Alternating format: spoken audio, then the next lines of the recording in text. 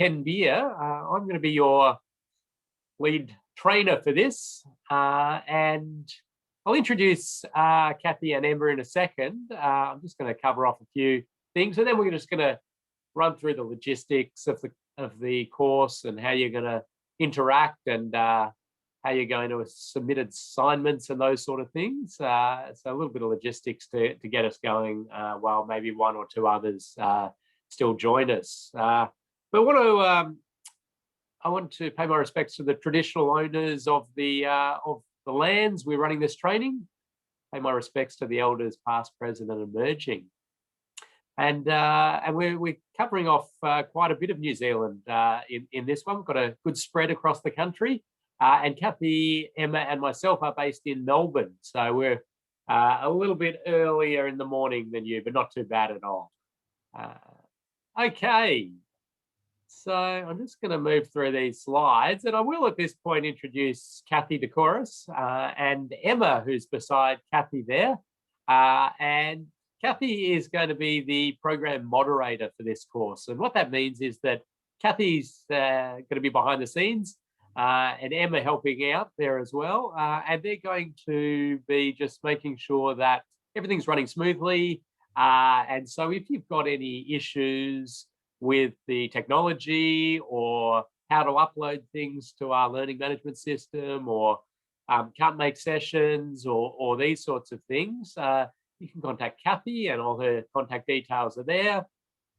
Also, Kathy and Emma are going to be monitoring the chat as I present a bit of content.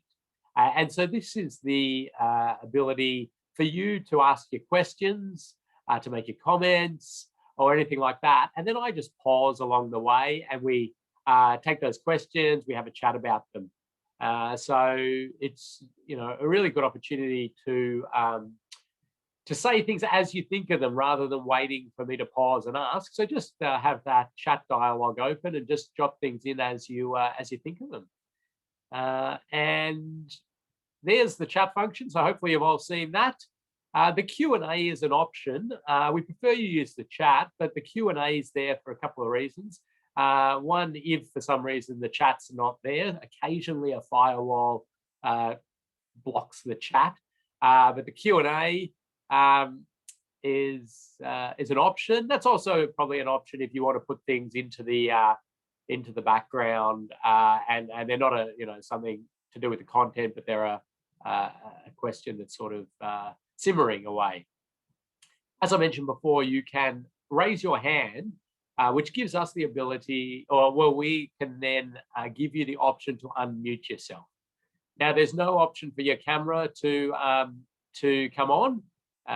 So you can be sitting there in your pajamas, no worries. We won't be able to see that at all. And the only way that you will be able to unmute yourself is if we give you the ability to do that. We just do that with these larger groups to minimize the dogs barking in the background and the general chaos that happens with a Zoom call, as you'll all be aware. But we do really encourage you to put your hand up if you want to discuss an issue and delve into it in a bit more detail. And there's some information there about the alternate options if your tech really fails, which I'll let Kathy and Emma explain. So I'll hand it over to you, Kathy, now for a few little words. Terrific, thanks, Ken. So yeah, look, if you're having significant issues, then the best thing to do is to actually shut down and restart Zoom, and that usually fixes most things. But if not, then you can dial in on the phone number. And I don't think we popped in a New Zealand one there, or did we? I can't quite remember. But anyway, it is on your Zoom sheet that was emailed to you, so you can do that. Any other dramas, also email me directly. I was copied in on your invitations and so on. So just go for it that way. Awesome. I think that's it. I think everyone's good to go, Ken. All right. Well, that's good. So this is me. Well, it's me without my moustache, but and here I'll draw my moustache on. There we go. Okay. This is me. And I am the principal engineer at Safe System Solutions. I have been doing safe system assessments for about 7 years now, and road safety auditing for a lot longer than that. Used to work at the Victorian Road Authority, Vic Roads, for quite a while. Done bits and pieces in New Zealand. Love getting over to New Zealand and immersing myself with the wonderful road safety engineers over there. Anyway, I put there a QR code to my LinkedIn profile, and I've got that down the bottom here as well, which will stay there for the slide. So I'm sure you all know how to use a QR code by now, because they're the flavour of the decade, I reckon, or the next decade, even though they were very unpopular for a while there. But that'll take you to my LinkedIn. Why do I want to do that? Well, the conversation on road safety and the implementation of the SAFE system is just an ongoing one. We're all continuing to learn, find new things, find new ways to do stuff.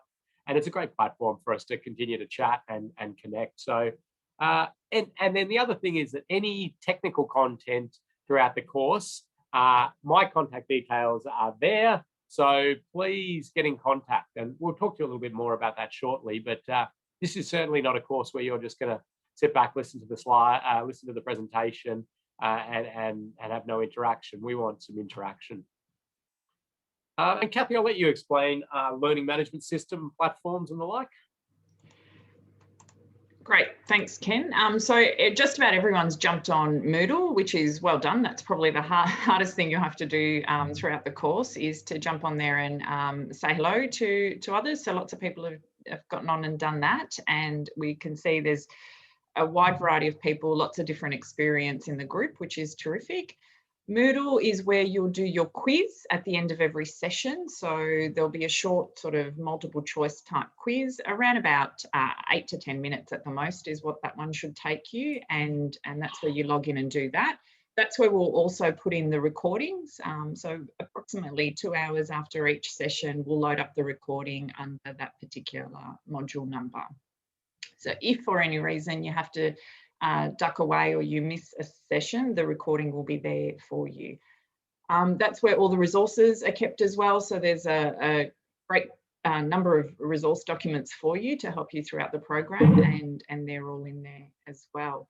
There'll be a couple of assignments that you'll do throughout the program. The biggest one will be your SAFE system assessment, but not to worry too much about that one just yet. But that's where you'll get the information that you need for your particular site, and that's where you'll also submit it.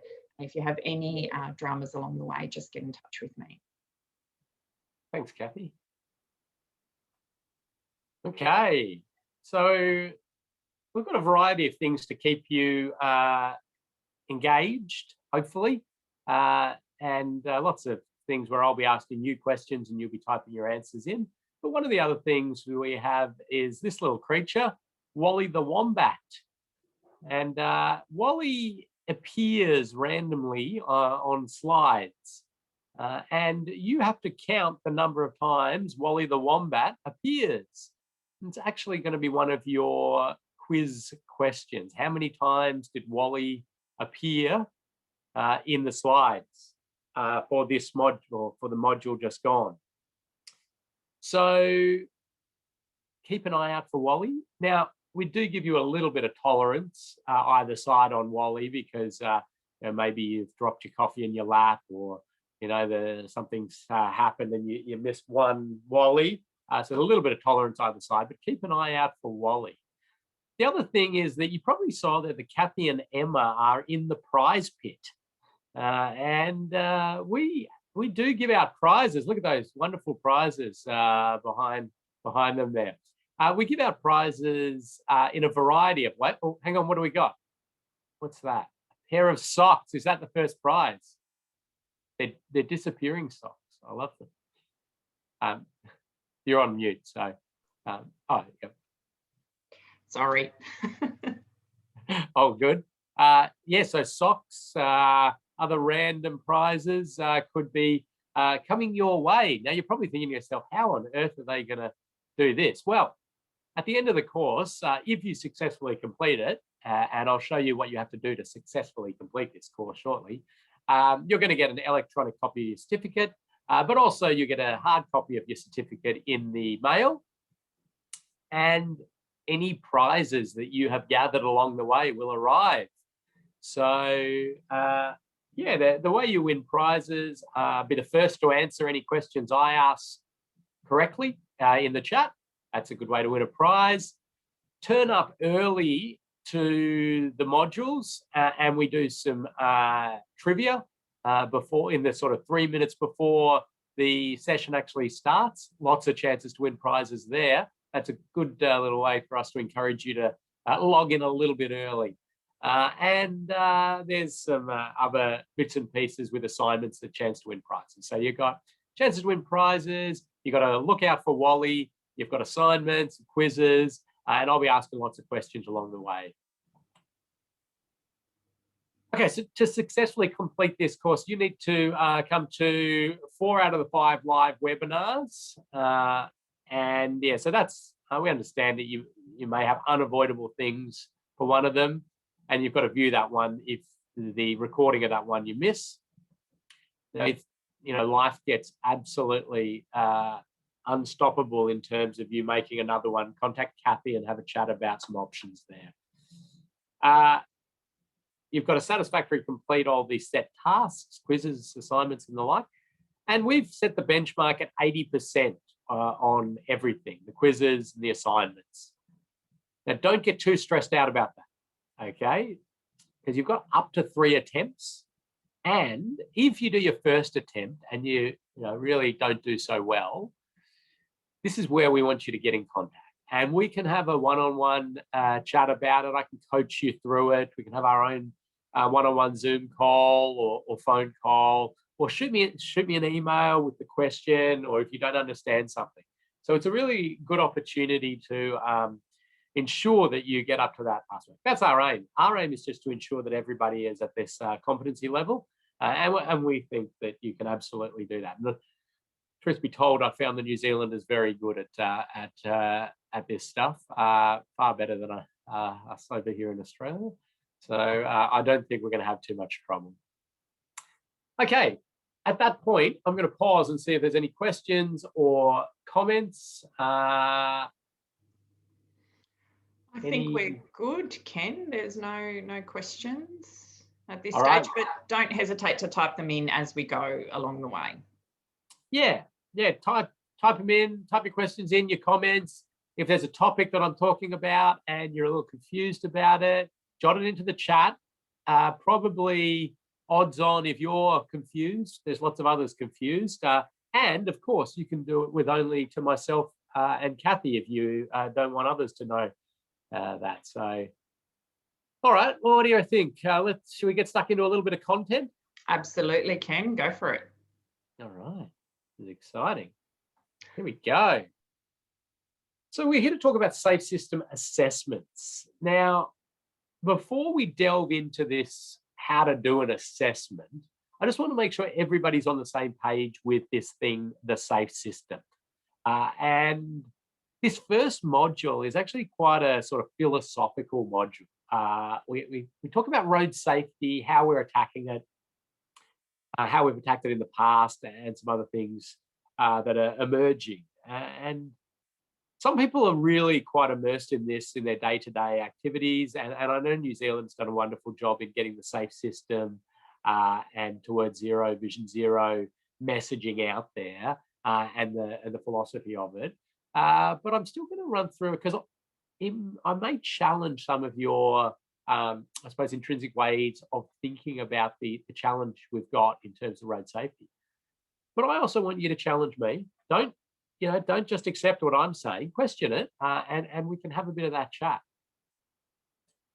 But by the end of this module, so this today's session, we want you to be able to list the principles and elements of the safe system, determine kinetic energy thresholds for crash types, explain the difference between traditional approaches and to road safety and the safe system approach, cite best practice on behavioural change and vehicle safety interventions, and give reasons that speed is a critical element of the safe system approach.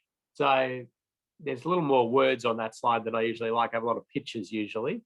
I'm going to help you out here because I'm being nice and say your Wally count is 1.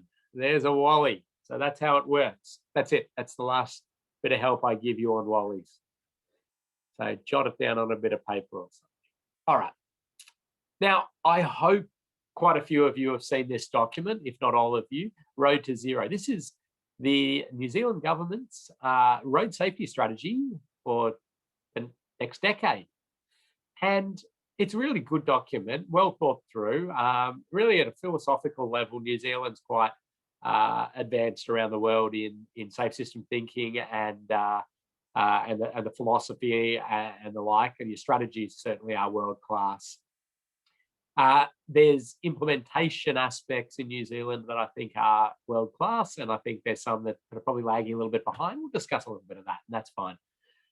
In amongst the different wonderful aspects of this strategy, there's one thing that I just wanted to pull out and just, I suppose, explain a little bit about why we're doing what we're doing here. And so it's these 2 points here. So these are KPIs within the strategy, key performance indicators within the strategy, the action plan of the strategy. Percentage of people who have completed an approved safe system training course and showed improved understanding of the safe system. So, you know, having this great knowledge within industry about the safe system is a KPI. So that's a good one. Then this next dot point is really exciting to see. Percentage of road infrastructure projects that have been subject to a road safety audit and or safe system assessment. So there's some real formal acknowledgement that safe system assessments are now an integral part of infrastructure for the roads and transport systems in New Zealand.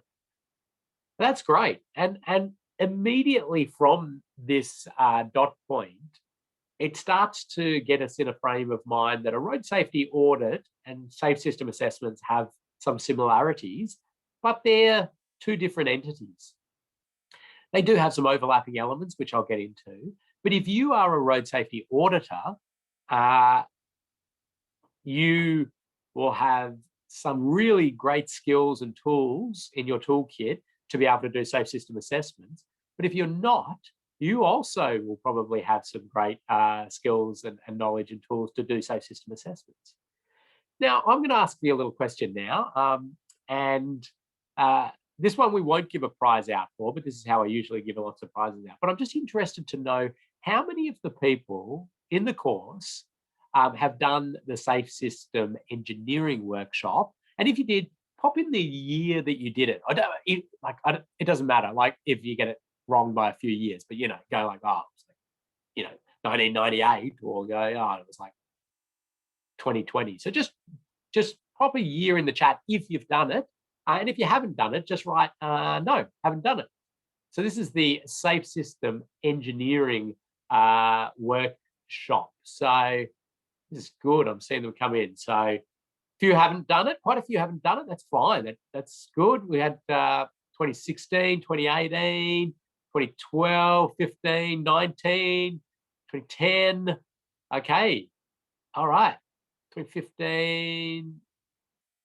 Oh, some of you have been mentors in there. That's wonderful. Good. Okay. Well, first of all, this is exciting that so many people are interacting using the chat. You've all got that worked out. Quite a few haven't done the safe system engineering workshop. That's fine. It's not a prerequisite or anything like that. I'm going to sort of start in entry level. A number of you have done it from sort of the 5 to 10 years ago. And that would be before they had any of the safe system assessment components within that. And then a couple of people more recently, like John. John did it 2019. So I reckon, John, just write in, did they include safe system assessments then? And David Brown as well, 2018. Did they include safe system assessments as part of it then? Just a yes or a no for that one. No, okay. So there hasn't been a big amount back then. So I think it's a very recent sort of part of it. And what they do is they sort of explain a little bit about the process and do a little bit of it in the current one. But they sort of say, if you want to get into this in detail, come and do this course. So that's exciting. A wonderful course, by the way, if you're interested in continuing on your professional development in this space. Okay, let's talk about this thing, the SAFE system. Now, I'm sure you've heard of it. Fingers crossed you've heard of it, because it's been around a while. Now, that's one of the first diagrams of the SAFE system in the Southern Hemisphere. Actually, Kathy, I'm going to give a prize out here. The person who can guess the year that diagram was sort of generally accepted at an Austroads level. Austroads are covering both Australia and New Zealand. And Kathy, it's the same year that we usually talk about. So have a guess at that one. I gave you a little hint to say it's been around a while, but have a few guesses. Good, they're guessing 2013. Oh, good, I'm loving this. They're coming in thick and fast. 20. Okay. Nobody's quite hit the exact year, but somebody's come very close. So what do you reckon, Kathy? Oh, yeah, there's everyone's just all around it. I reckon Peter's missed it by a year. Where's Peter? All right. Oh, Chris has missed it by a year. Oh, no. Zelda has got it. Oh, they're coming in now. Matt's got it as well. All right, Kathy, work out who's getting prizes there.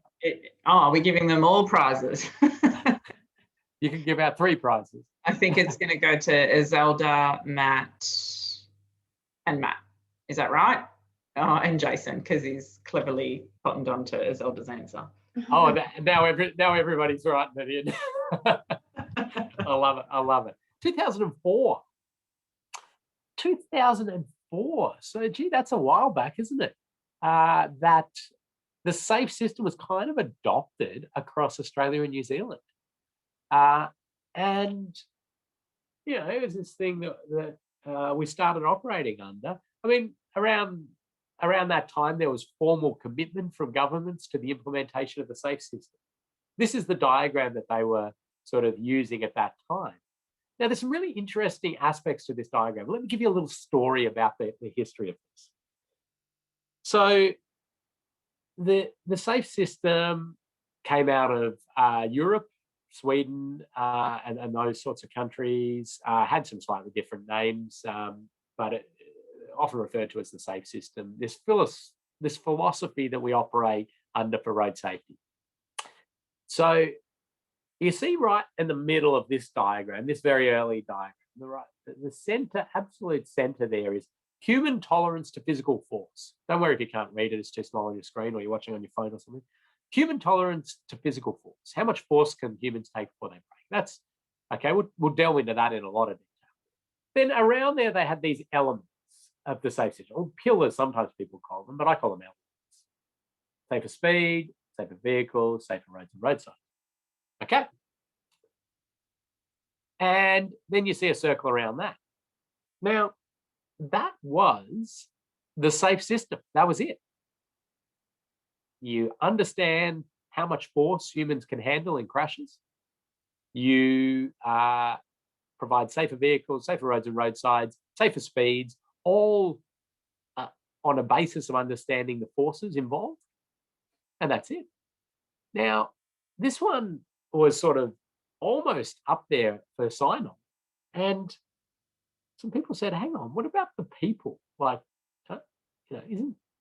don't we have to have safe people as well, like drivers and pedestrians and cyclists and motorcyclists? I mean, isn't that part of the SAFE system? And then there was this debate, and we had one camp saying, no. I mean, we're dealing with humans. Humans are hopeless. They just fail all the time. Yeah. This morning, you've probably made dozens of mistakes, as I have.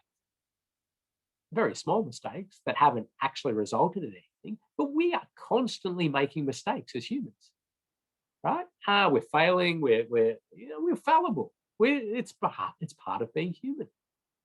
So there was one camp saying, no, we are going to create this system that is sort of impenetrable to humans and all of their failings. And then there was the other camp saying, no, you've got to have, personal responsibility and all of these things. The humans are in this system. It's just impractical to create this system that is accounting for all this, and it might encourage some of these ridiculous behaviors. And anyway, this sort of debate went on, and then there was this addition of this little statement: alert and compliant road users, overarching this this circle. And I was involved in a lot of these conversations, and I felt that was a failure. I felt we had failed the fundamentals of the safe system by putting that in there. The reason for that is that it just gives anybody involved in the roads, the management, the design, whatever it is, this absolute get out of jail clause, or freedom to think, well, it's not my fault because they weren't alert and compliant, right? And we know that they're not going to be alert and compliant sometimes, and we need to try and re-engineer and redesign our system to cater for that. Anyway, so there's a whole lot of other things that enter into the system back then, and as diagrams they get more and more complicated. But then there's been these sort of evolutions of these diagrams. You're probably familiar with this one. That was very similar to what in fact, I think that might even be the New Zealand one from a while back. Other ones, the different jurisdictions pop out with, but this is the one that you currently have in your road safety strategy. And there's a few things in there that are really quite interesting in my mind, and I think show the evolution of our thinking and the way our industry is moving forward. Let's just have a look at a few of the key things within this. I'm just gonna. Okay. So we do still have at the centre there our vision, and it's a New Zealand where no one is killed or seriously injured in road crashes. There's actually quite a lot of insight into what is not said in that statement.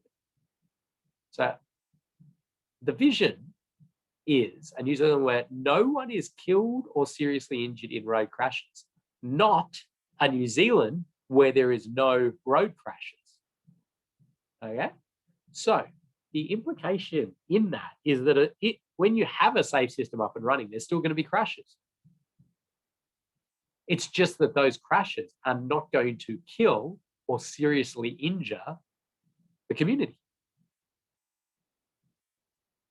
And so that actually, within that statement, encompasses this human vulnerability and understanding forces in crashes, which we're going to delve into in a huge amount of detail. Outside of that, the areas of focus, you can see there, you've got vehicles, infrastructure, system management, road user choices, and work-related road safety. All right, so they're sort of those elements that are very common to all safe system diagrams. And around the outside of that, and I've put these on the side here because it's all a little bit small in that diagram.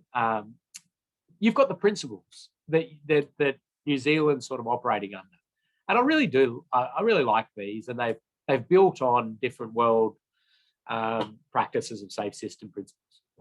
You're going to strengthen all parts of the road transport system. Okay, so this is not just saying we're going to work on roads or we're going to work on vehicles.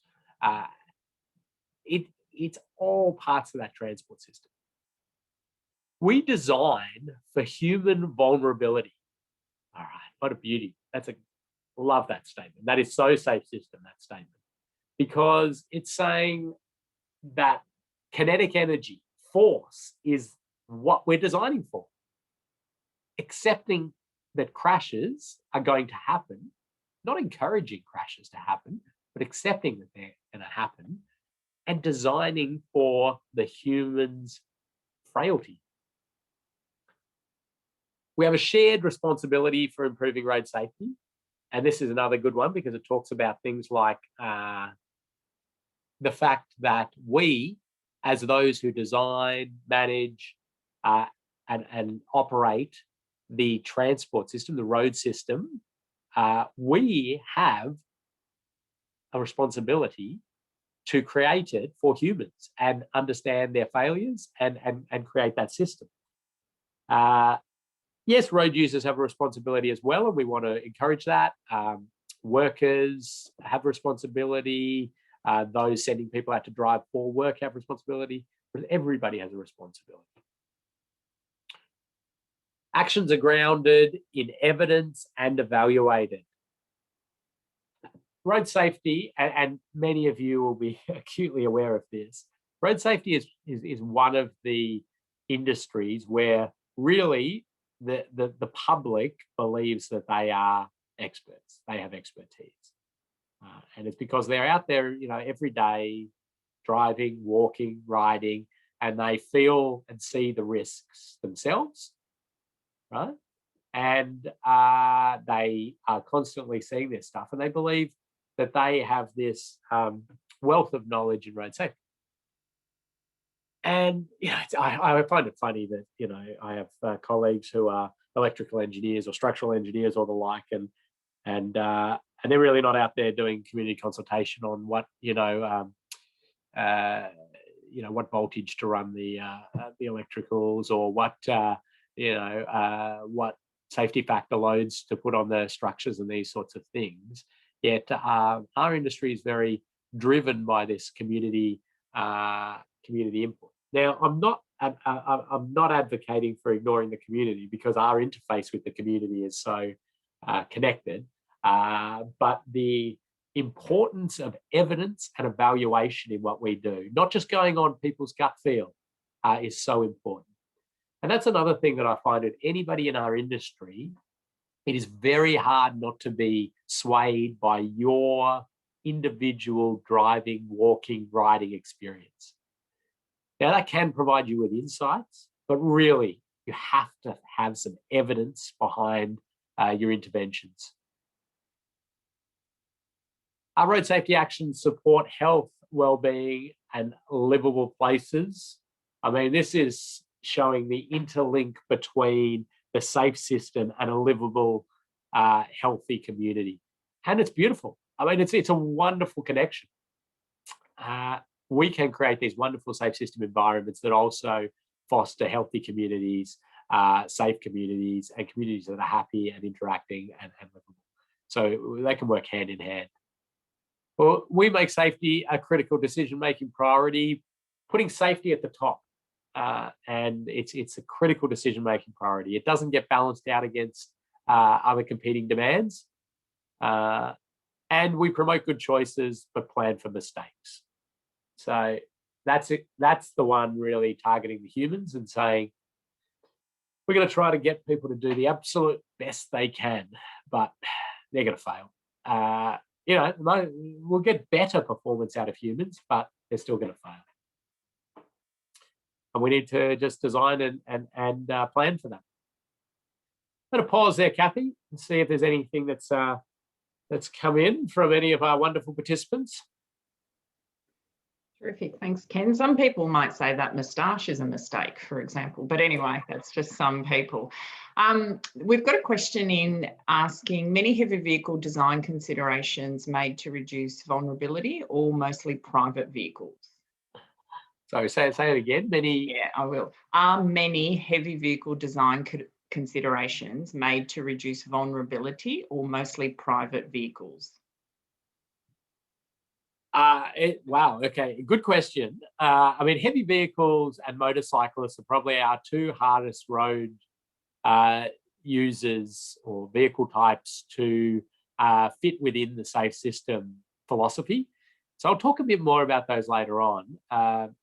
And the reason for that is simple, back to your physics, your year 11 physics and kinetic energy formulas, and you know that mass is an integral part of energy and energy transfer, and the weight of vehicles that we are running on the network in terms of the heavy vehicles are really hard to cater for and manage the energy with. But we do have some ways we can do that, and some ways that we can think about that.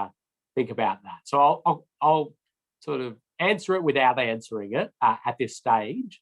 But if we get to the end of the modules and you still don't believe you've had a satisfactory answer to that, ask it again. That's all for now, Ken. So I'll let you carry on.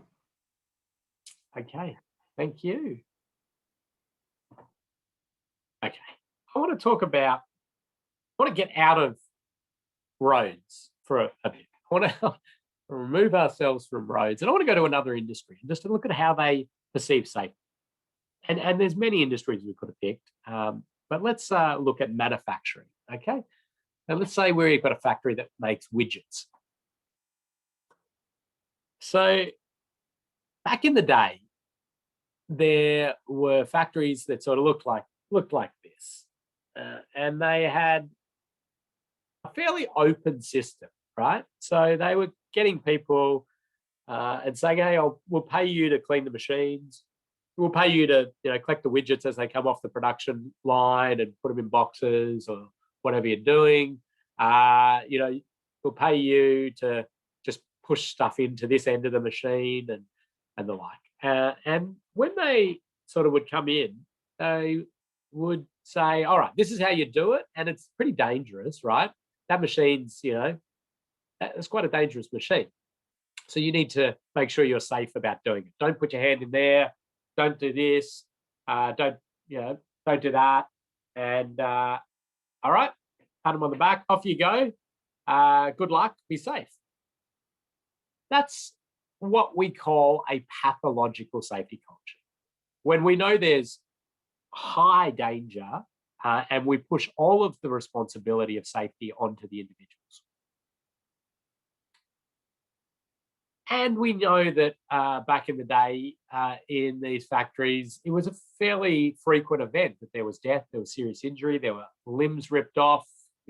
People would turn up after a big boozy lunch and get onto the machines and be killed. And as I say, it was a fairly open system. There was a lot of people in and out and working, and not much not many systems in place, not many controls. Once you sort of evolve from that in a safety culture sense, you go into this reactive safety culture mode. And so that's when you identify, a person who has to push the stuff into that end of the machine, well, they keep losing their arm.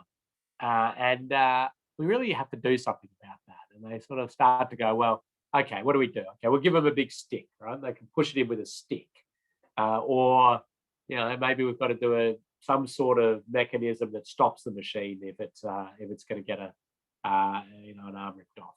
But there's lots and lots of other dangerous stuff out there. But you sort of, as it kills enough people or seriously injures enough people, you start to just fix it.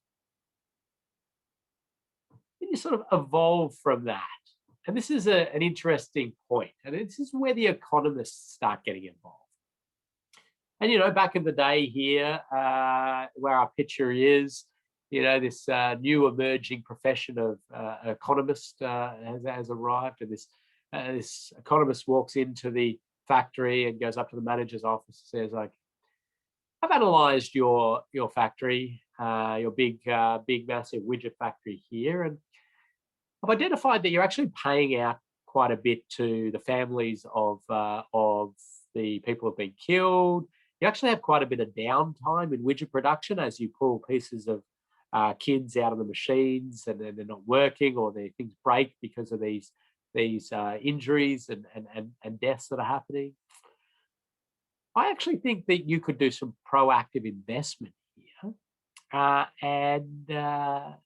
If you spend £30,000, pounds back in these days, if you spend £30,000, it will actually give you £90,000 return on that investment in saved payouts and in increased productivity. And I've come up with this thing called a benefit cost ratio.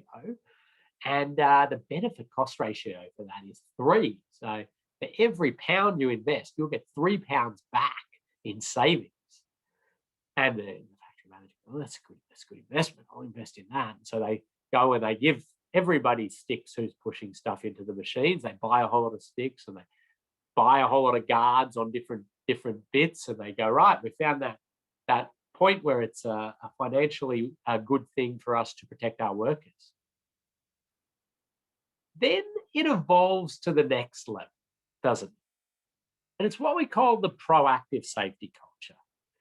And that's where your safety sets the preconditions for widget production. So this is where you say, we will have this level of safety, which is very, very high, like an incredibly high level of safety. And we will produce widgets up to that.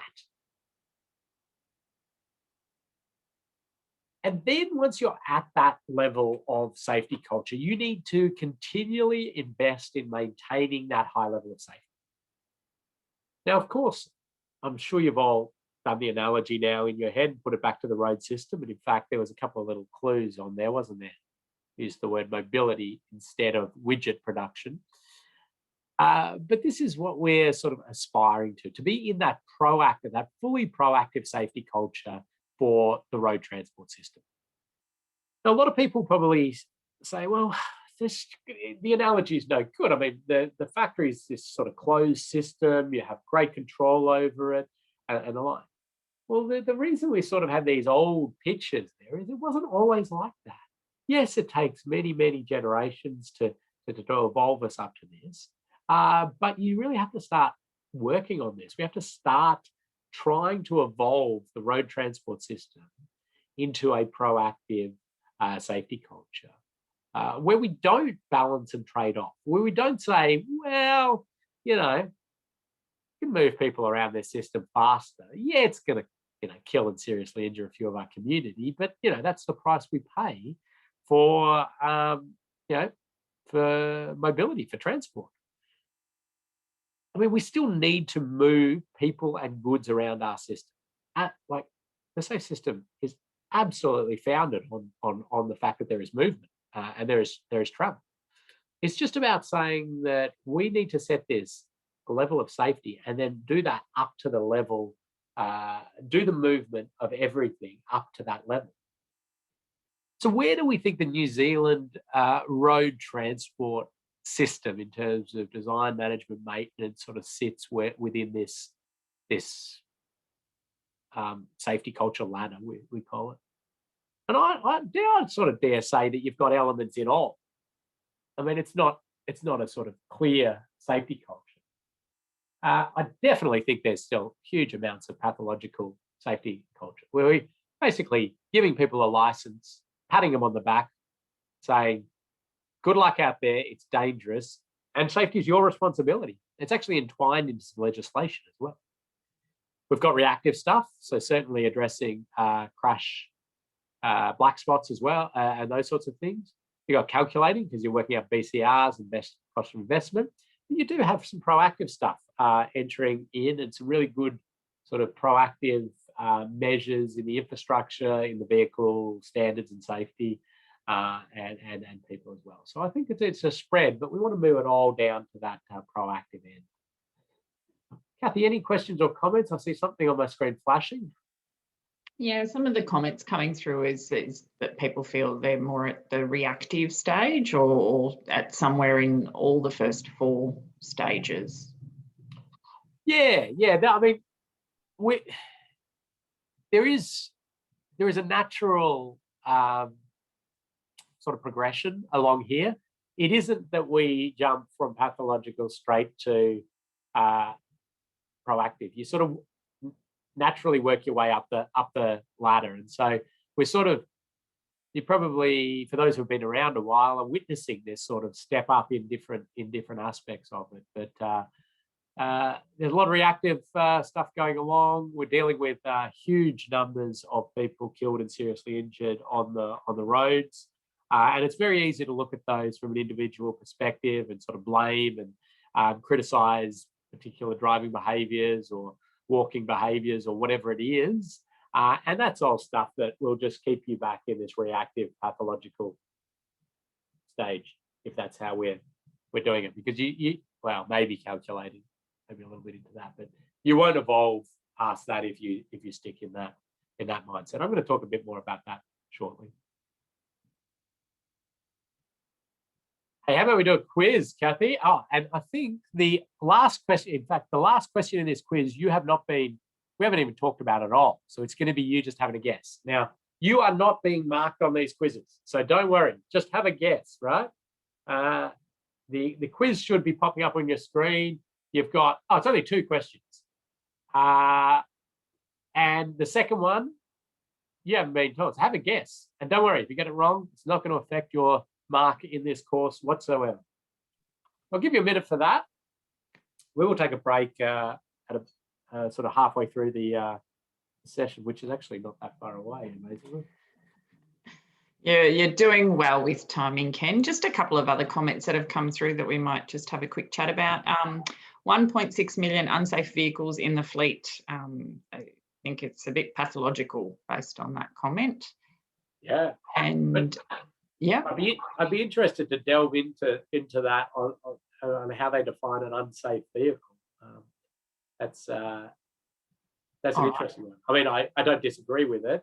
It's just we need some metrics around this sometimes. I'm sure whoever said it actually has some.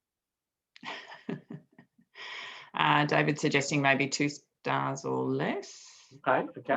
1 or 2 star safety ratings. Right. Yeah. Okay, makes sense.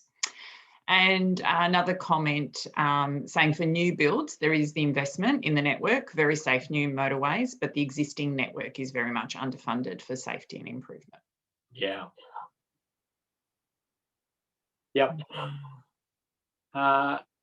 The strategic rollout of infrastructure is an interesting challenge. I'll talk a little bit about that more as we go. These are good.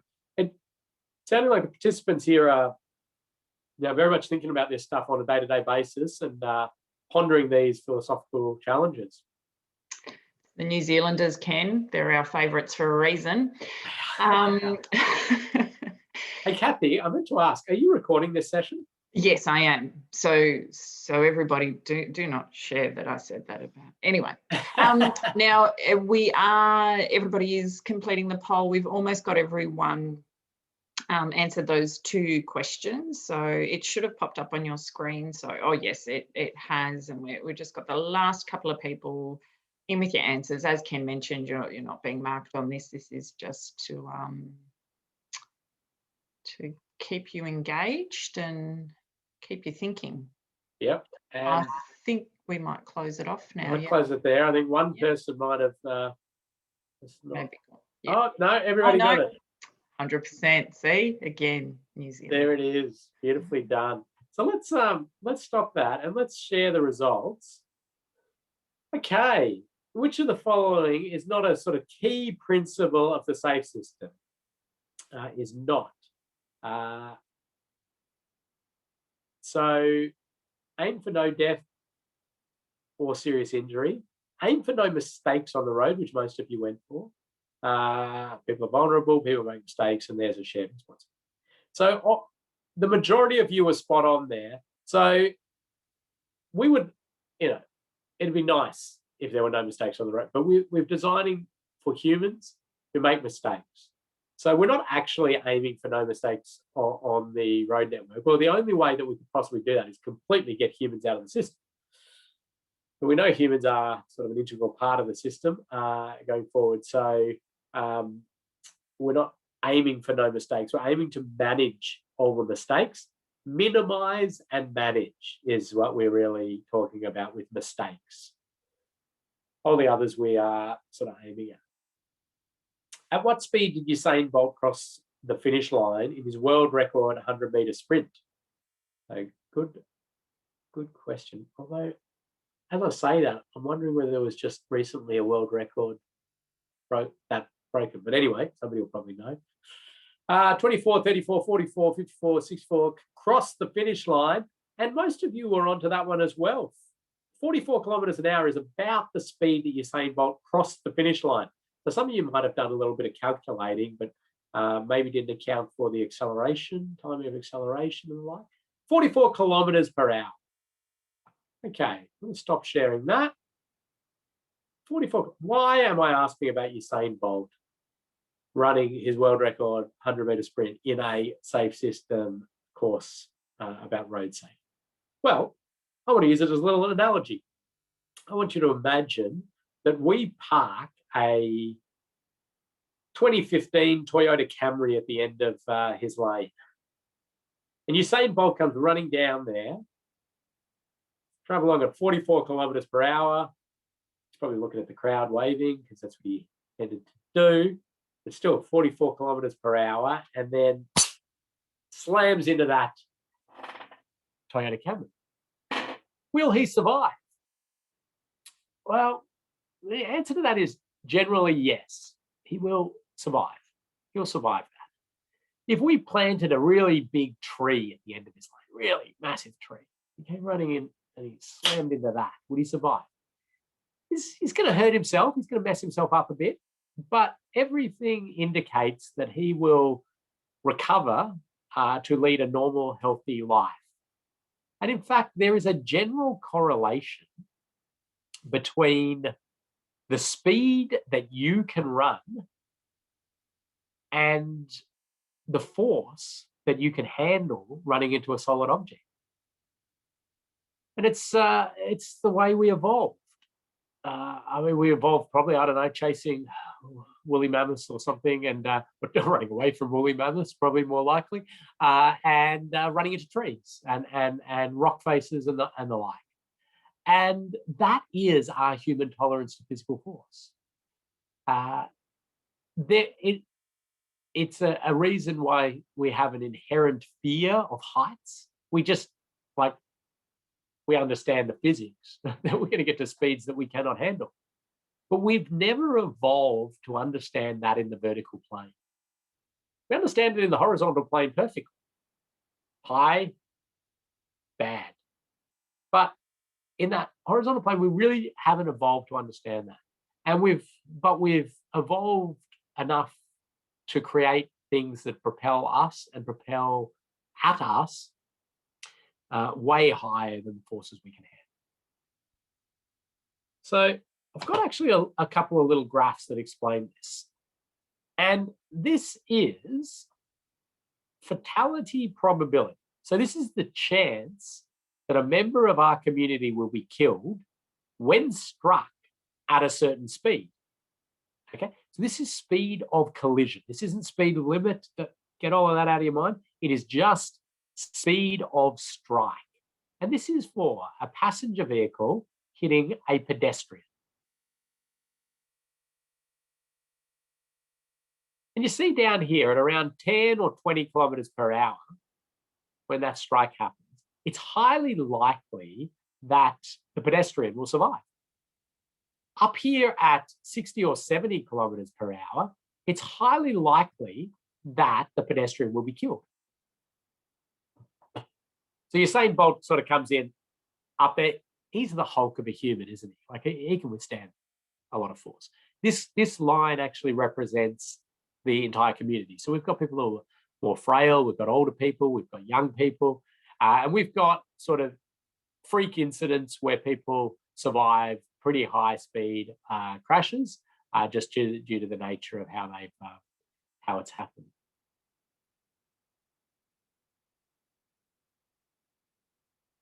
So these are the kind of forces humans can absolutely handle. I'm sure you might have seen this before. Hopefully that streams through for you. I'll play it again because we can have a laugh at it because we know he survives. In fact, he breaks a few ribs. Breaks a few ribs, but he actually recovers, goes on to win the gold medal in the Olympics in the next year. So those are the forces that we are designed to withstand, running full pace. So that's going to be your assignment. You're going to have to run full pace at a brick wall and just report back that you survive. Now, of course, you'll have a different assignment. But I always like to do little exercises with designers sometimes, or urban planners and the like. And I say, the design speed we should use for this urban area, which should be the average running speed, or maybe a little lower, of the community. So let's get a group of them and see how fast they can run. So we're relating design parameters back to human tolerance to physical force. Interesting, huh? Now, this stuff all comes out of European research. There's a couple of people doing PhDs on recreating this. We're getting more and more intel and data. But I still use these as sort of baseline speeds and crash forces. This next one here, we've got a side impact crash. So we've got this vehicle here. Hopefully you can see that. This vehicle, the one there. We call that, the industry calls that the bullet vehicle. The bullet vehicle, the one that does the striking, does the damage. This one is the target vehicle, so the one that gets struck. So this is actually bullet vehicle speed, and it's the target vehicle driver or passenger side that is the one that gets killed. And you can see there around the 40, 50 kilometre per hour mark are fairly likely to survive. Up around the 80, 90, 100, pretty likely to be killed. Those are passenger vehicles. And we have this for head-on crashes as well, where we have around 60, 70 kilometres per hour is fairly likely to survive. Up around 100, 110, pretty likely to be killed. Now, this is the speed of each of these vehicles, right? So when I say 70 kilometres per hour, I'm talking about 70 for this vehicle and 70 for this other vehicle. So a closing speed of 140. Now, some of you are probably trying to work the physics out on that and say, well, hang on, is that a 140 kilometre per hour crash impact force or is it a 70? Well, the answer is actually it's a 70 on the individual occupants of those vehicles, which is what we're concerned about. Now, if you're debating that and saying, well, no, I think there's 140 kilometres per hour worth of force on them because they're getting their force, there is this wonderful Mythbusters episode that I'd love you to watch, which explains this in great detail. And as Mythbusters does, crashes cars into each other and then crashes them into brick walls with force gauges on them. So, Kathy, I'm hoping we can send out a link to that. And I think we had some trouble sending it to New Zealanders in the past, but we'll make sure we find the way to do it and send them that link after the session. But what we do in this sort of safe system energy analysis is we draw a line at 10%.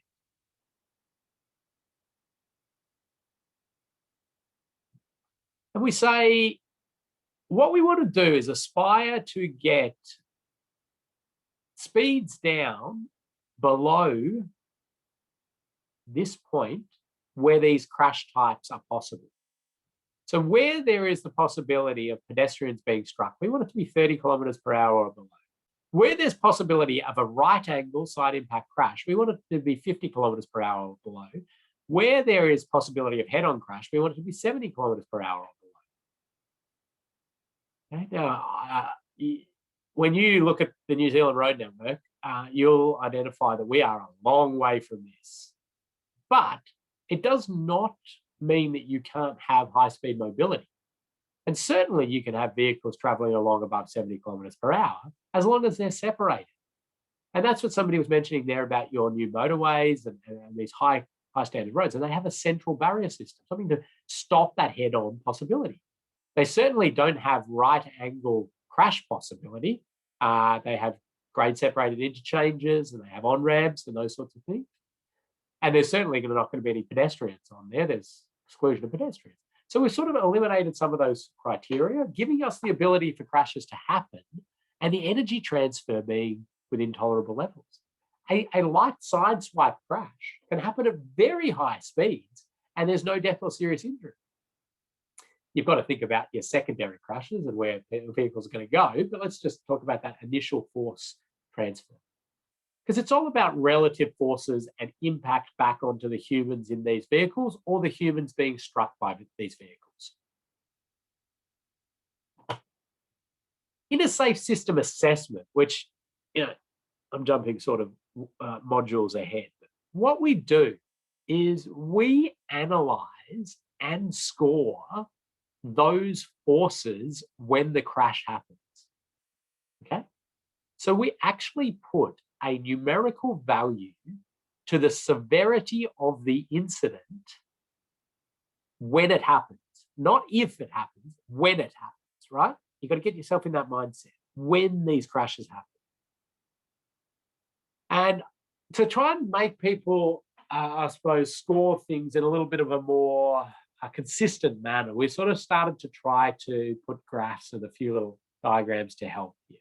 So you see here what I've done is a little thing that shows the a number of different crash types down this side, and then the speed that crash happens.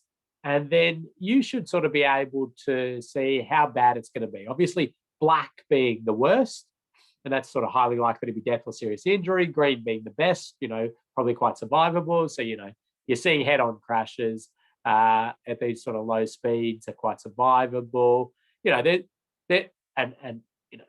stress this, general indication, not a judgment required, and these probably should actually go a bit like that, and we can alter it. But it just gives you a little bit of an indication of where we're at. Any questions or comments at this stage, Kathy? I think we're good at this stage. We might just look for a quick break shortly, Ken. Yeah, well, we're just about to get to our little assignment, so it's going to be do that and have a break. Terrific. Well, not assignment, little exercise. Okay, this diagram has been floating around in the road safety spaces for a long time. Like, this is one version of it from 2003, but there are like other versions of it. And to be honest, it's like the bane of my existence in road safety. I hate this diagram. I don't hate it because it's wrong. I hate it because of the way people use it and intuitively just make decisions accordingly. And it comes out of what we call a crash causation study. So someone around the world, about every 10 years, does the world's biggest crash causation study. And they analyze 5,000 crashes, 10,000 crashes to understand what are the causal factors here. And they do, really complicated ways of doing that, but they come out with these causes. And what they then their end result always comes out with is that driver or road user error it's always between 85 and 95% of crash causation is driver human error. The road plays a role in some of it. The vehicle plays a smaller role in some of it. The reason this absolutely is the bane of my existence is that immediately says to people, fix the biggest problem, and that's the human, right? And this is where we've traditionally, I suppose, not been able to really get a systematic change within road safety, because there is this natural then fixation to try to fix the human, and the humans are the hardest to fix, just incredibly hard to fix, to change. Yes, we can get changes in humans, but it's you're fighting against biology, and it takes generations to do things, and there's just inherent risk-taking behaviors in humans, and it's really hard. Building infrastructure is quite easy. I mean, it's expensive, but it's quite easy. And changing vehicles is easier. So every time I see this diagram, I don't ever question the research. It's great research. But I question how people use this and how they then think about things. What we want to say is that every time there's a crash, it's a system failure. And that we need to change the system. So either the crash doesn't happen or the result is not death or serious injury. And so this is a diagram that came out of Ostrodes in a 2017 publication. I even questioned this one a little bit because of these two things: driver excess, driver inexperience sitting somehow outside the system. In my mind, they're in the system. But anyway, we can sort of debate that. I mean, driver excess is talking about the 200 kilometres an hour down the wrong, down the wrong way on the motorway, or 100 through the residential streets and these sorts of things. And driver inexperience is like absolutely having no idea of the road rules or how to operate the vehicle and these sorts of things. But really, they're part of the system. I mean, why would our system let any of that happen? We got lots of ways we could prevent that with the infrastructure or the vehicles. It just shouldn't. The system just should stop that happening altogether. So, yeah, traditional way of looking at things lends us to blaming the driver, blaming the road user. The safe system approach lends us to looking critically at our whole system. Where did it fail? And how do we alter the system to mean that these events either can't happen or are within tolerable force limits when they do? And there's a big misunderstanding about human error, especially with the public. Like, the public has this vision of road safety and crashes that they're all the sort of ice addict who's driving, recklessly. And the reality is that human error and the crashes that happen categorize into a whole lot of failure categories, error categories, slips, lapses, mistakes, unintentional violations, before we even get to what, is a lot of the focus, which is really deliberate violations, intentionally violating a set of rules when you're intoxicated or drug affected, or you're speeding, or you're intentionally running red lights and these sorts of activities. So, in fact, there's a wonderful study, if you're up for some sort of 300-page bedtime reading, on road user error in the transport system. It was done by the Centre for Automotive Safety Research out of the University of Adelaide, and it sort of analyses all of this. And let me just summarise error in the transport system and a 300-page report in a couple of sentences, as I like to do. It basically says that when we're talking about death, somewhere around 40% fit into this deliberate violation. So they've made conscious decisions to do things that they know are illegal. So 60% are not. They're just sort of going about their business trying to operate within the rules. When you actually include serious injuries into that as well, it drops significantly down, and it's in the high 20s, low 30s that are actual deliberate violators. So the overwhelming majority of death and serious injury on our road network are people just going about their daily business, like you and I, and just trying to, get there safely, but something has gone wrong. There's been a human failure, and we've had a crash. Our exercise is about to come, but I'll just pause. Any questions, any clarifications required on any of the things? Yes, thank you, Ken. How can we determine the crash speed after a collision?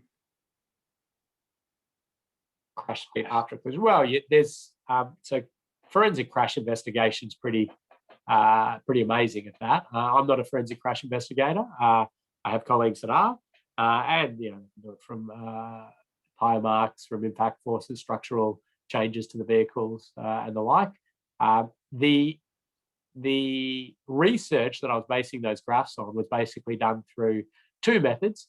One was really fascinating study methodology out of Europe, where they used the e-call system and the car's computer and just matched it to hospital records. So they were able to get the vehicle's computer that said vehicle was traveling at this speed and then stopped. And they have accelerometers in them. So they said, that's the forces that happened. And then they just match it up to the hospital record and go, yep, they were killed or not. and that works with or without skid marks because it's the vehicle telematics telling us the exact answer. There's another question there. Is there, Kathy, about benefit cost ratios, expected DSI savings per 100 million? The reason, so death, serious injury saved per 100 million spent is a slightly more ethical and slightly more proactive way to approach road safety than a benefit cost ratio. I won't go into this in detail, but essentially when you do a benefit cost ratio, you have to put a dollar value to human life. You have to say, well, all right, a member of our community is worth $3 million and the cost of infrastructure is, 1.5, benefit cost ratio of 2. Invest 1.5 million, we save a life, right? So there's an ethically challenging thing to do there, to put a dollar value to human life. DSI saved, deaths and serious injuries saved per 100 million spent, actually removes that just dollar value on a human life and just puts it into an investment for saving. Maybe we're playing semantics here, but nonetheless,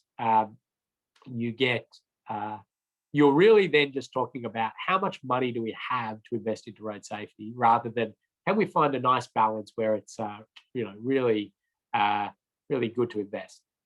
Benefit cost ratio is often important in government spending because you've got to decide: are you going to build a hospital, or are you going to build a new motorway? Are you going to upgrade the sewer system, or are you going to build a roundabout? How do you make these governmental decisions? You need some sort of level playing field to assess it on. That's why benefit cost ratios are often used. Anyway, I'll talk the rest of the time on this if I don't stop myself. Okay, let's just get you going on an exercise and have a stretch. What we've got here is a little mix and match exercise. Now, you're basically going from traditional, and the traditional statement is put up there, traditional approach to road safety, so victim blaming, and then you're going to guess at which one we think the safe system is moving us towards. Now, some of these could go to multiple ones, but just have a bit of a guess. It's just a way for you to try to think about how have we traditionally approached road safety, and where are we trying to go to with this safe system. So run through those. We're going to give you a good sort of 5 minutes on this because you're going to read through them, have a few guesses, and then you can take a break. You can have a stretch, fill up your water, and we'll be back into it in about 5 minutes. So let you go on that.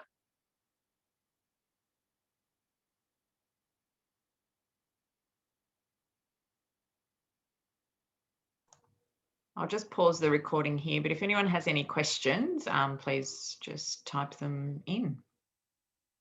Stop sharing that, if you please, Kathy. And there we go. All right. I'll just have a quick look at what we had. Okay, yep. So the ones that had a reading comprehension element were well done. The other ones were pretty well done as well. Let's stop sharing that. And I'll just run through it actually on my screen in this format because it's a bit less cluttered. And I've taken this directly from an Austroads report, but I do look at it and go, a few of these could go to a few different ones. So, but really, so victim blaming is a very old approach. But where we're going now is recognizing human error and trying to minimize its consequence and understanding that it's a shared responsibility. In fact, you'll find a lot of the European countries talk about the ultimate responsibility being the system designer, us.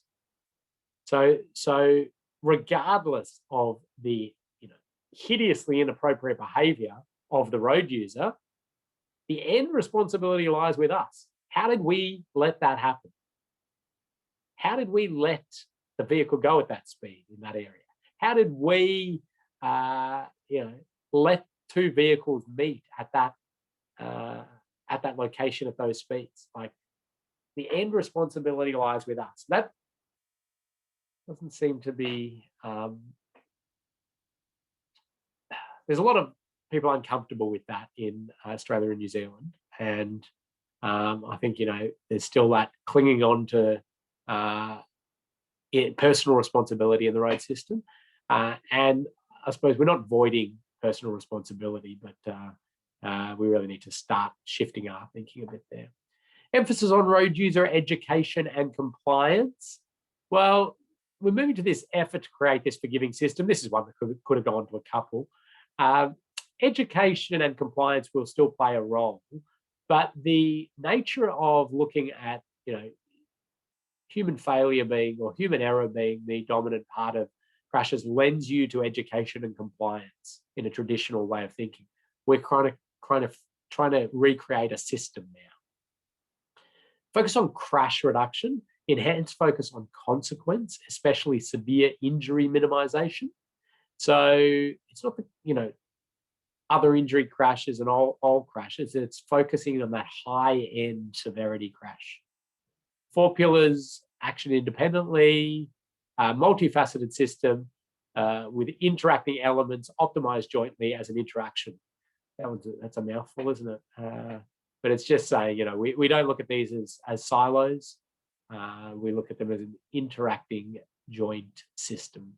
And mobility safety balance, that's where you say, you've got to balance off how fast people travel around the network to get, from A to B with killing something.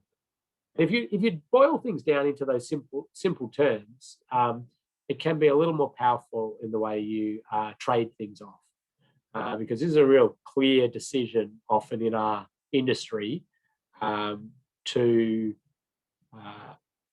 kill and seriously injure our community in order to move people faster. And the safe system challenges that sort of thinking. Certainly we want to maximize safe mobility, but we're not going to start balancing these off. And a really good statement from Ian Cameron, who's a Western Australian actually. We need a paradigm shift in road safety policy to stop the road death epidemic, and we need it now. It is unrealistic to expect that education enforcement alone will bring the needed step change. Even road users who know and follow the rules make mistakes. A safe system creates an environment in which a simple mistake will no longer kill people. Okay, let's do a little case study. And what have I got? 35 minutes. Okay, I'm going to have to hurry up a little bit. Here's a road. It's a 2+1 road. 1 lane in one direction, 2 lanes in the other, and then you sort of just swap it so that the other side gets the overtaking opportunity along the road occasionally. Here's a bit more of it. You can see it there. Now, without knowing anything about this road, apart from the fact that I'll tell you it was previously 1 lane in each direction, and that barrier system was proposed to go in the middle of the road, exactly as it is there. And it took a huge amount of time, effort, energy, and challenges to actually get it in there. And why was that? In fact, I'm going to get you to tell me why you think that was. And believe me, there are so many correct answers on this. There are so many reasons. But just jot into the chat reasons why you think it was challenging to put this barrier down the middle of the road. And in fact, I'm just going to put 2 random ones, not to say that they were the most influential in making this project an absolute nightmare, but they were certainly 2 of them. If you match mine, you're going to get a prize.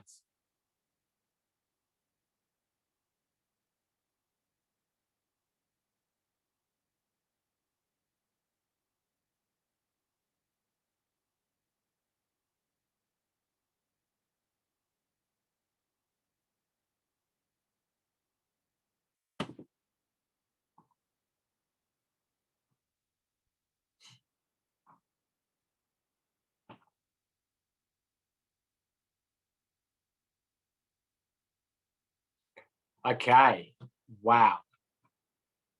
I'm tipping just what's coming in here is I reckon a lot of you are in the midst of some of these challenges, or certainly have read about them, or colleagues have had these challenges, because what we're seeing here is cost, opposition from the local community and councillors. So yes, both of those were challenges. Difficult terrain, yep. Space, access way, so access from properties and the like, intersections and access points. These were all challenges, absolutely. Distance to travel to be able to turn around. So again, your access and how do you go the other way along the road? Traffic volumes, disruption to traffic, noise. Oh, sorry. It's just the general nuisance of it. Heavy vehicles, over dimensional vehicles, motorcycle community and concerns, turners, space on the road. So it looks to be big enough to have 2 lanes in each direction. So why hasn't that happened? Understanding of its purpose, not clear line markings, the concern that it will cause more trauma than it prevents. Kathy, let's give a prize there to Lynn on that one. That's not quite what I was going, but I think that's a very interesting point to talk about. Concern that it will cause more trauma than it prevents. It certainly won't. It will save a huge amount of trauma, but there was this sort of concern and perception. Not protective enough. Oh, sorry, I'm just reading through these. This is great stuff. Motorcyclists popping up. Environmental impact. Traffic management. Okay, got one. Now, this is. I'm not saying that any of these were the ones that I'm putting were the most influential, but just one that I jotted down was maintenance and emergency response. So Robert had emergency service operation. So the emergency vehicles getting to the roadside if it's on fire, or the police going one direction and a speeding driver going the other, and they've got no way to apprehend them. And Wade, road management nightmare was the other one. Maintenance, I assume you're talking about road management nightmare in terms of maintenance.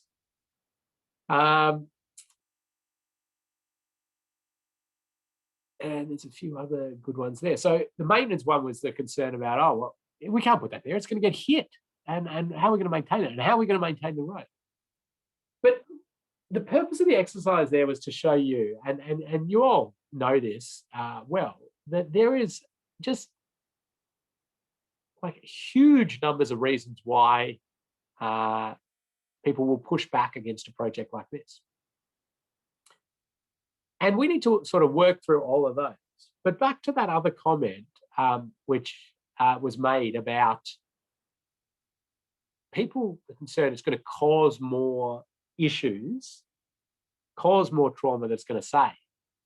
They get concerned and fixated on this for, in these number of scenarios. With the motorcyclists, they think, oh, motorcyclists are going to hit it, and they're, putting something in the middle of the road. What if a vehicle breaks down and crashing into the back of it? And, there'll be a crash and the emergency response can't get to it, and then people are going to die.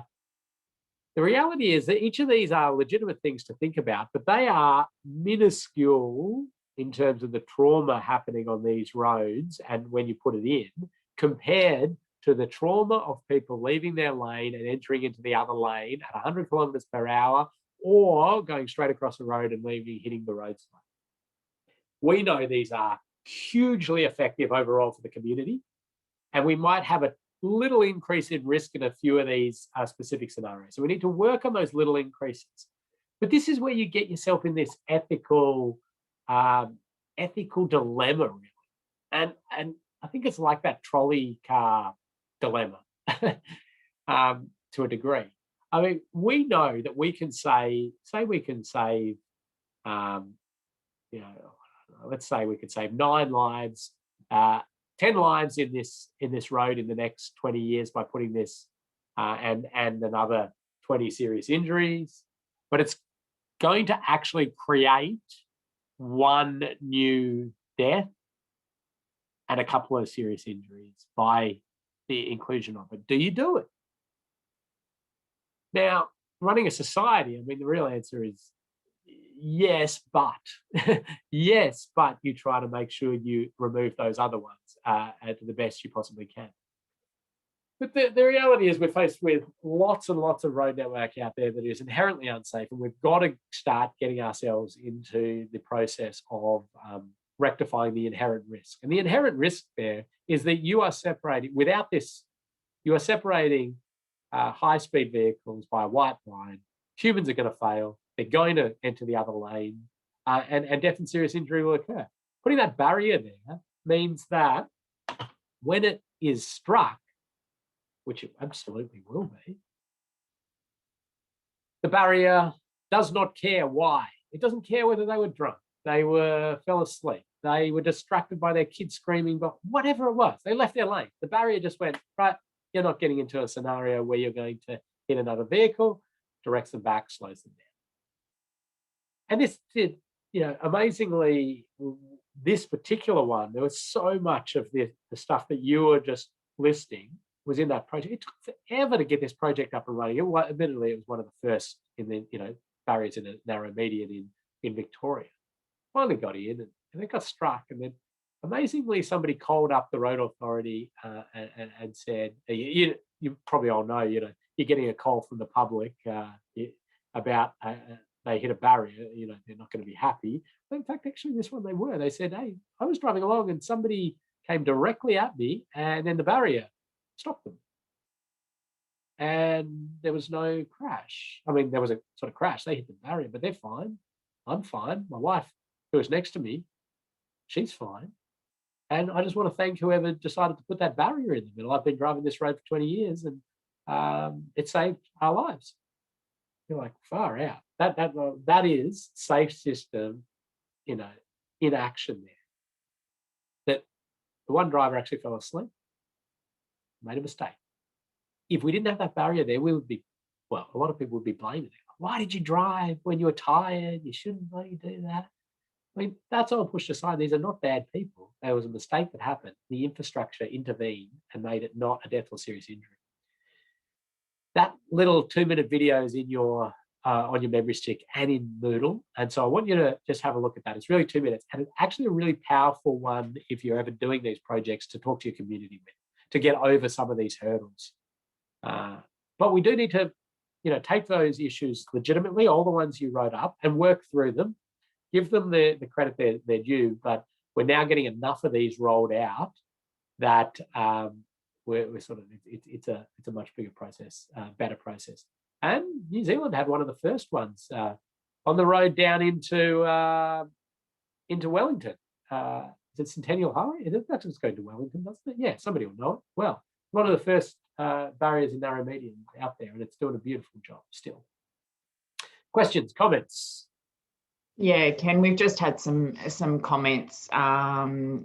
North of Wellington, Central Wairarap Barrier System, I think, I won't pronounce it right, Gorge, sorry about that, I'm ruining your language. And another comment's actually come in, there was a fatal crash this morning in Kathy's district, 100-kilometre 2-lane road, no central barrier. Yeah, the tragic thing is that there is just so much of the network sitting there like that, where you've just got kinetic energy, potential energy just at these levels where small mistakes, bang, and it's dead. No other industry would accept this level of risk. No other legal industry would accept this level of risk. I'm willing to be challenged on that, but really, certainly no other transport industry, rail, shipping, air, no way they're going to accept our levels of risk. It's insane in their mind. They don't just shut their industry down until it's rectified. But we've sort of evolved, and we just go about our business, and then when mistakes happen, you go, well, you've got to control your vehicle, mate. Just a quick question on speeds with these barriers, Ken. What sort of speeds do they withstand? What a great question. We have 3 days of barrier training to answer that, but I won't get into that. So they're tested at 100 kilometres per hour at 25-degree angle impact, and with either a 2-ton pickup truck vehicle or a 10-ton truck. And 25-degree hit is quite an angle. You really got to, like going at speed, you really have to wrench the vehicle around to get to that. I was investigating a crash recently in Abu Dhabi of 160 kilometre per hour into barrier system. That's beyond what we determined it could handle. It's predominantly because of the exponential increase in kinetic energy with speed increases. It's not a linear relationship. But you're talking generally the 100, 120, they'll be operating pretty well. I'm going to keep moving on, Kathy. Yep, you've got about 20 minutes, Ken. All right. Put your seatbelts on. I might go a little bit faster. Okay. I'm going to talk about a few of these elements. I'm going to first talk about safe road users, because there is a bit of a people sometimes come out of safe system training and say, oh, no, we're not going to worry about people at all. No investment in people, changing people, improving behavior, changing behavior. That's not true. That's a part of the system. We recognize its limitations under the safe system, but we still can get benefit through education, encouragement, enforcement, and graduated licensing systems, or your entry into the system, your licensing and registration. So I'm just going to go through those pretty quickly. We know education sets a pretty good platform for safer road use. Now, it's not necessarily like there's specific elements that we know we can get better behavior. Things like wearing a seatbelt, or just trying to think of another really good, not drink driving. Okay, you can really get these sort of strategic practice improvements, but it takes like generations really.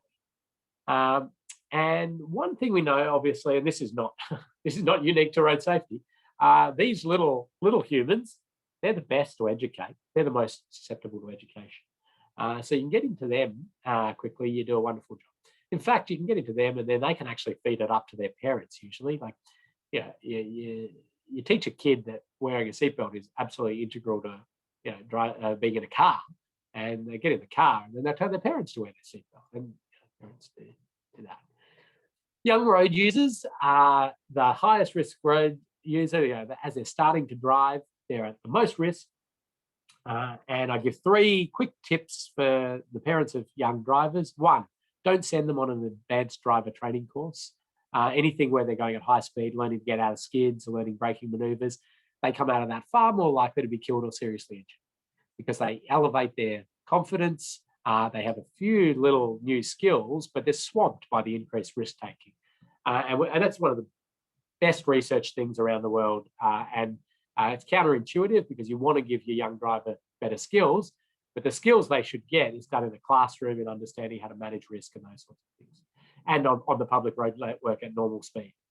So don't send them on an advanced driver training course. Swap cars with your young driver. Inevitably, they're in a clapped out bomb that has brakes that hardly work, and you're driving something with airbags in every corner and all these fantastic features will probably brake by itself, as in stop by itself, not brake.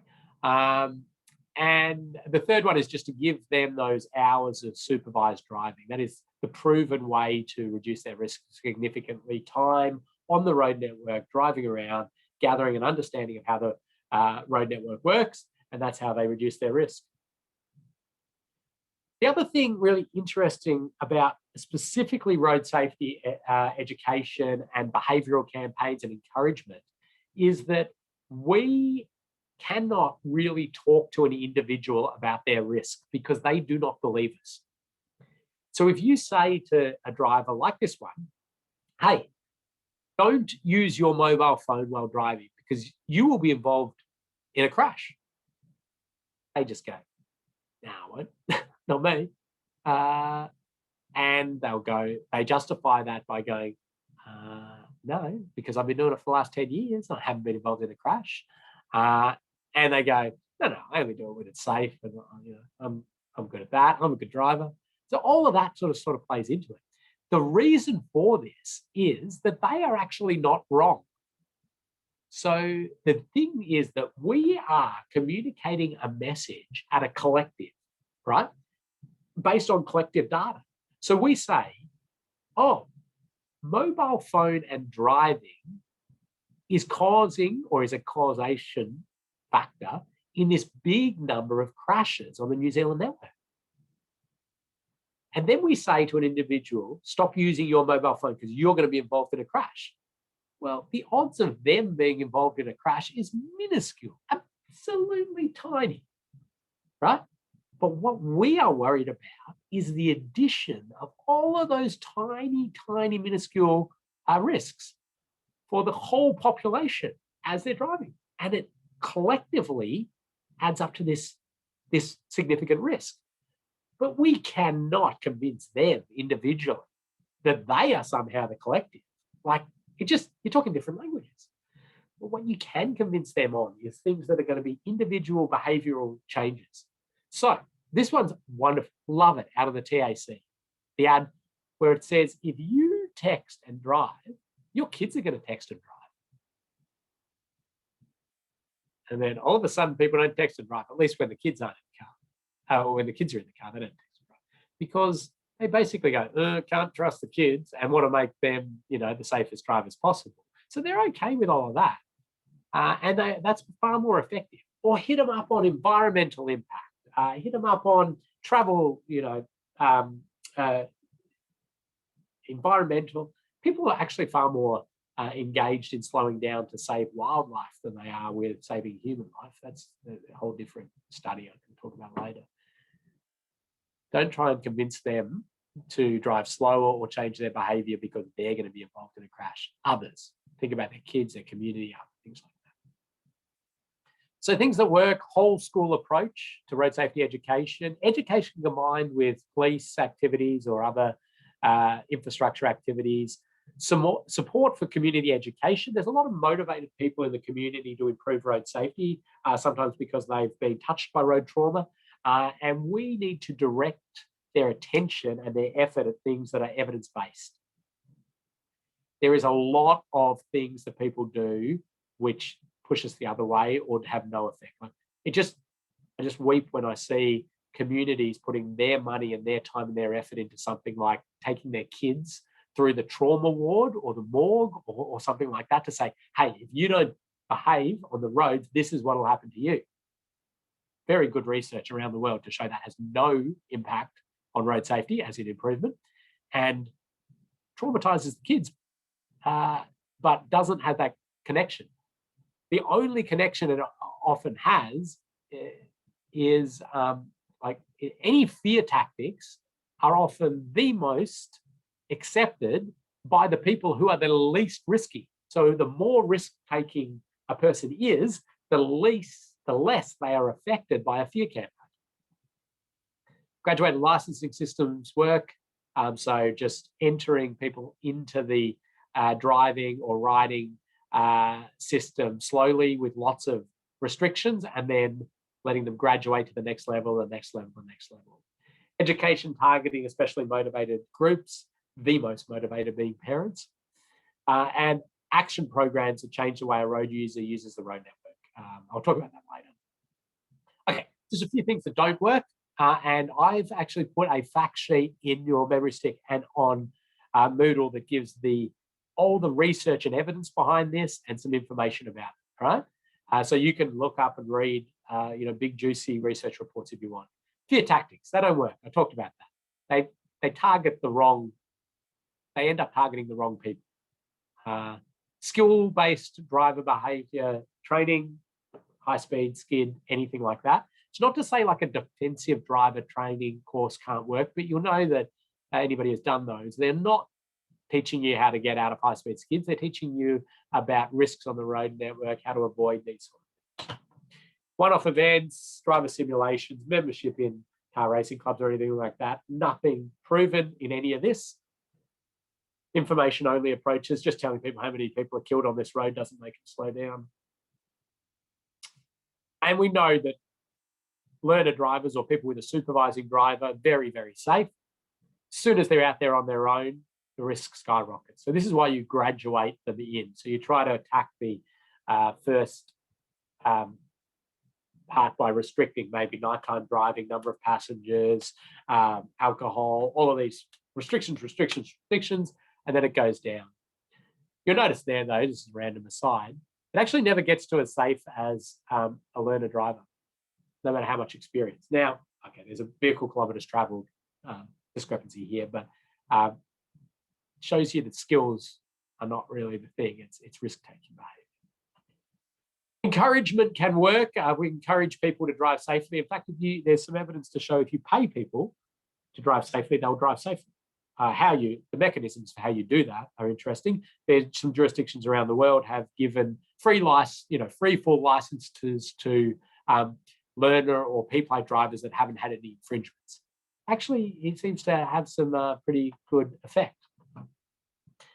Advertising and marketing a specific behaviour is good rather than just generically drive safely. Tell them to take a break every 2 hours. Tell them to, stick to the speed limit or below or the like. And, different campaigns. Comedy is actually really effective to get recall, especially in young males. And they're a real target audience often in road safety. So if you can add some comedy to it, they will remember. Can you get them to correlate that to a change in behaviour? It's hard to often measure, but we're looking for that sort of cultural change. We're talking more about changing a system these days. How do you change the system and getting the community on board with that? And there's some good ads. I mean, here's one that lots of jurisdictions have stolen from the New Zealanders, talking about people making mistakes. And you've got to change your driving behaviour a bit because other people are going to make mistakes, right? So it's not talking about them making a mistake, it's about other people. Talking to the community about human tolerance to physical force is a challenge. In Victoria here, we created Graham. Graham's the only person designed to survive on the roads and is a life-size sculpture, scarily real looking. It's to say you'd have to look like that if you wanted to survive the forces out there on the road. And he's really engaging, especially for the kids who then start to redesign the road system to make Graham more human. Google Graham road safety and you get some wonderful stuff there. Come over and visit us and we'll show you Graham. You can sit in his lap. Enforcement. Enforcement is a sort of underpinning part of road safety. It's not the driver. It's not the only, like the police acknowledge, say we're not the road safety. We just sort of support the system. Strategic enforcement effort, targeting the high-risk areas, specific and general deterrence. Specific deterrence is, I have been fined, thus I will not do it again. General deterrence is, I know you can be fined by this sort of stuff, so I won't do it. And visual presence is really important, and we know it works. Speed cameras work. Point-to-point speed cameras are wonderful. I'm not sure where New Zealand's at with point-to-point speed cameras, but that's where you take a photo of the number plate before, 10 k's down the road, and then you just, work out time, distance, speed, average speed, and enforce that way. But the technology's, wonderful. We've got wonderful ways to regulate through alcohol interlocks, so you can't drive the car if you've got any alcohol in your system, speed intervention level. Like we could do speed interlocks, no worries. We've got the whole network mapped for speed and just wouldn't let cars go beyond that. The technology is not the problem. It's the political will is the challenge for a lot of these, which we'll talk a little bit about more. I mean, there's my Vic Roads car like 16 years ago telling me what speed zone I'm in and beeping at me if I go over the speed limit. It's not new technology. Kathy, questions? Quick ones? Yes, please, Ken. In your graph that you had with L and P platers, what Yeah. is the unit on the vertical axis? Is it Yeah. collisions? Sorry. Is it collisions?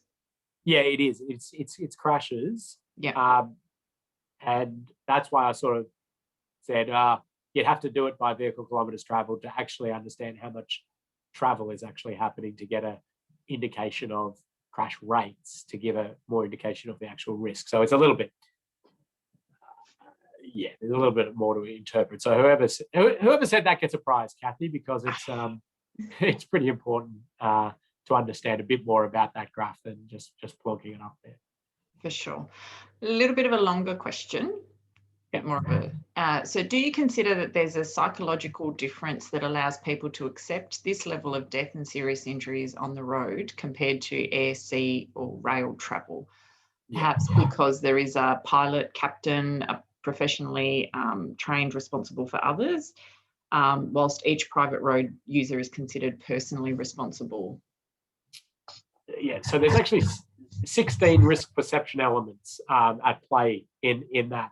And I wrote a paper on it about 20 years ago. So I'm going to dig that out and send it to everybody because it can't be explained in very quickly. But yeah, control is one. Being familiar with the risks, and there's 16 of them that really come into play in exactly that. Okay, so vehicles are taking off in leaps and bounds. Star ratings are really a wonderful way to encourage people into safer vehicles. And we're seeing frontal offset, side impact into pole. Prize for the person that can tell me the ANCAP, and it's the same as the European one as well. Side impact into pole crash test speed. So that crash test, the car is flung at the vehicle or the pole is flung at the vehicle at a certain speed, and the dummy in there has to not get a level 3 serious injury or death. So basically an acquired brain injury or death. What speed do they do that to get 5 stars? What speed are we talking? Okay, we've seen lots of guesses. Nobody's there. Everybody's higher than what it actually is. Way higher. Yeah, everybody's way higher. Still, oh, somebody went under. And I'm going to give it to David Brown. That might be second prize. Oh, no, I'll give it one to David and one to Neil. They're fairly close around the mark. So it's actually 32 kilometers per hour. It's just gone up from 29 to 32.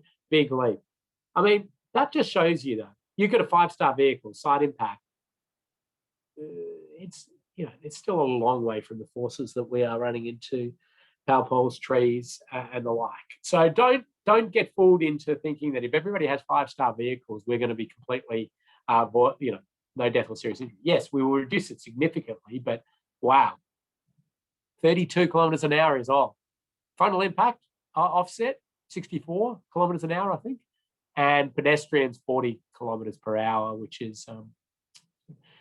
But I suppose the question is, when do we get to the point where your vehicles are like this? They don't have a steering wheel. Well, it's a long, long way off.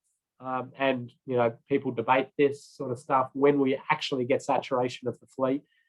Interestingly, in a safe system assessment, we start to do some of the thinking about what the vehicles can read on the road network and how the vehicles of the future are going to look at whatever you're designing or planning or building.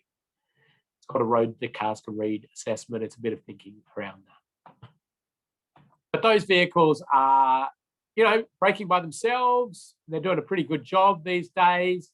And some of them, fail a bit. But a lot of them are braking and slowing the impact speed. And that's really important for the energy levels. Okay. I'm just going to run through a few quick ones here. Speed is not a linear relationship with, crashes. So we've got reaction time, braking distance, and it does not go up in a linear relationship. Look, 60 kilometers per hour, an object at 45 meters, you just touch it, but you go up 10 kilometers per hour, you hit that object at 46 kilometers an hour. It is not linear. In fact, we know when you put crashes and severity into that, it is a fourth power relationship for fatal crashes with speed change, and it is a third power relationship for serious injuries. So that basically, for those who don't play in power relationships, it means that the more the speed, the higher the severity of impact, and the more influential it is on our high speed crashes. And small changes in speed can be really influential on reducing trauma. Convincing the community on this is a challenge. And I put in some graphs on community perception on speed limits and speed and how it influences severity. But speed is so critical to our safe system. And in fact, this is a Swedish diagram that basically says we can achieve a safe system regardless of your road users, your roads, and your vehicles, as long as we filter it all through speed and get the appropriate speed. But we need to think about speed through infrastructure and/or speed limits, not just sort of one or the other. Explaining why a speed limit is in place is highly effective in compliance, and protecting vulnerable road users is generally well accepted. Variable speed limits are good. And I just want to finish on these couple of slides because I see we've got 3 minutes to go. Risk, in our traditional sense, that's economic risk, health risks, environmental risk, whatever it is, has always been likelihood times consequence. The chance event will happen, and then how bad is it when it does happen? And we've always used that in road safety as well. What's the chance of a crash? And then when it happens, how bad is it going to be? Under the Safe System Assessment Framework, we actually extract exposure out, which is usually just one of its documents. How many vehicles or how many pedestrians or how many cyclists are exposed to this risk? Then what's the likelihood of the crash? And then what's the severity of the crash? And what we're going to do next week is really delve into this and say, okay, exposure. Well, we can change exposure by blocking off intersections or level crossings like this one, or we can separate completely one road user from another, so there's no chance that that crash can happen, like a separated bike path or shed path. The likelihood, like how can we alter the likelihood of a crash?